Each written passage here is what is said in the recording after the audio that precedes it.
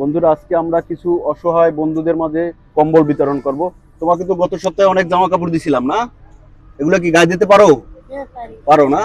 তো আজকে যেহেতু তোমার গত সপ্তাহে আমরা কম্বল দিতে পারি নাই, আজকে তোমার একটা কম্বল দিব। হ্যাঁ, ঠিক আছে। আচ্ছা আচ্ছা,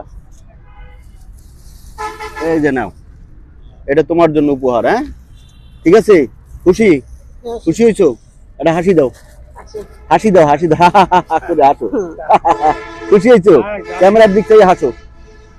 হ্যাঁ, আমাদের সবার জন্য দোয়া করো। হ্যাঁ,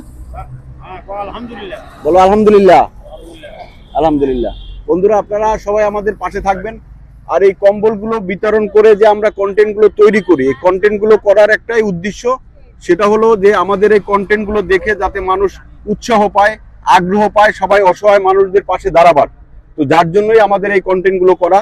আপনারা সবাই আমাদের পাশে থাকবেন এবং অসহায় মানুষের জন্য সহযোগিতার হাত বাড়িয়ে দিবেন। তো ভালো থাকবেন। আসসালামু আলাইকুম।